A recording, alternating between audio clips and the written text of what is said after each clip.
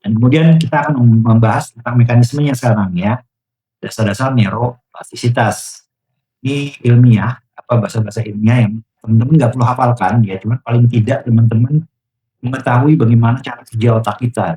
Betapa luar biasanya cara kerja otak kita ya, jadi teman-teman harus hargai itu ya, dahsyatnya otak kita ya. Pertama ini ada mekanisme yang namanya sinapsis. Sinapsis ini adalah titik koneksi antara dua neuron. Ini adalah tempat informasi ditransmisikan. Jadi neuron itu adalah sel yang baru tadi ya. Ketika ada ilmu yang baru, informasi yang baru, pengalaman yang baru, akan tumbuh neuron. Nah, neuron ini akan terkoneksi dengan neuron yang lainnya. Koneksi antara dua neuron itu disebut sinapsis. Titik koneksi itu adalah sinapsis. Kemudian ada lagi plasticity sinaptik. Nah, ini ada plasticity sinaptik, yaitu perubahan kekuatan atau efisiensi sinapsis. Jadi ada hal yang diperkuat dan ada hal yang mungkin dirampingkan supaya lebih efisien. Namanya proses plasticity sinaptik. Kemudian ada neurogenesis. Genesis ini yang tadi ya. Ini adalah pembentukan neuron baru. Ya, neuron baru dari hasil pengalaman yang baru, informasi yang baru, ilmu yang baru, maka akan menghasilkan sel baru yang disebut neuron. Yang terjadi di hipokampus tadi ya. Penting untuk memori dan semua ilmu yang kita dapatkan otomatis kumpul dalam memori kita. Dan kemudian ada mekanisme atau ada sistem yang disebut long term potentiation atau disingkatnya LTP. Ini adalah penguatan sinapsis karena aktivitas yang sering atau berulang kali kita lakukan. Ya, ini adalah dasar pembelajaran dan memori. Ini seperti pada video yang sebelumnya ya, Ibu sudah saksikan bahwa kita kalau diilustrasikan, dianalogikan seperti hutan, ya, kita membuat jalan setapak, kita baru lewat jalan cuma setapak, dan kita lalui lagi, kita berulang-ulang kali lewati jalan tersebut. Makin lama jalan tersebut makin lebar, makin besar, lama-lama mungkin bisa jadi kayak highway ya, jalan raya, gitu ya, karena kita sering melaluinya.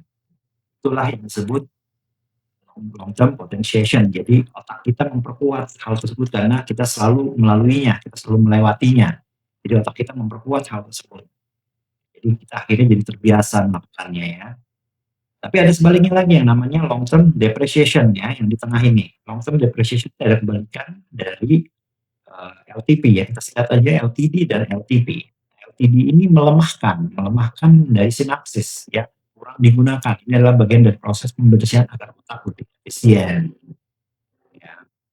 Kita lagi mempersiapkan satu kelas tentang mindset, membahas tentang mindset yang berjudul tegangan tinggi ya, mindset tegangan tinggi. Nah, di sana kita akan membahas ya, tentang bagaimana ada sistem yang namanya di otak kita yang namanya RAS ya. Tapi gambarannya saya persingkat saja, gambaran kurang lebihnya tentang RAS itu adalah bahwasannya otak kita, alam bawah sadar dari otak kita ini sebenarnya menyimpan segala sesuatu, disimpan segala sesuatu, mau penting nggak penting semuanya direkam gitu ya.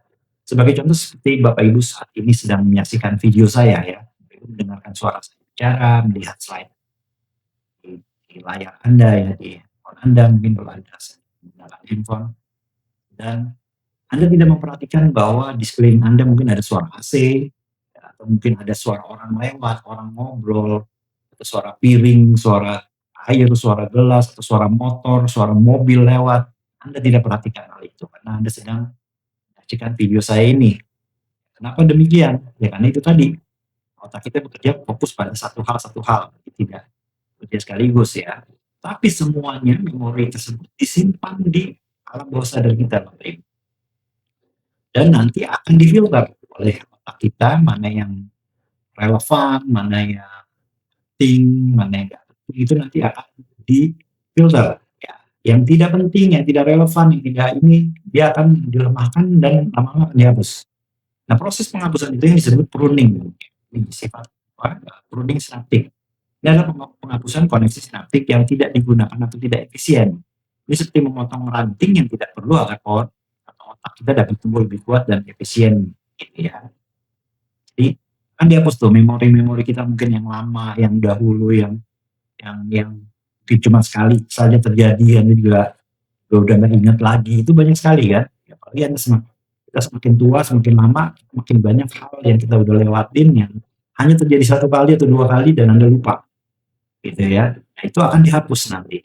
Nah, menurut penelitian, ada sebagian pendapat mengatakan bahwa proses penghapusan ini atau proses pruning ini akan terjadi ketika kita sedang tidur. Jadi begitulah ya, Tuhan menciptakan kita waktu untuk istirahat malam hari itu sebenarnya fungsinya untuk merawat dari otak kita dan sekaligus memfilter otak kita supaya nggak ngehang gitu ya, dan terlalu banyak memori. Jadi dibersihkan mana yang tidak penting secara otomatis langsung dibersihkan, gitu ya. Yang mungkin diperhalus gitu ya, lama-lama pudar, lama-lama apa gitu ya. Jadi gambarannya seperti ya Bapak Ibu teman-teman.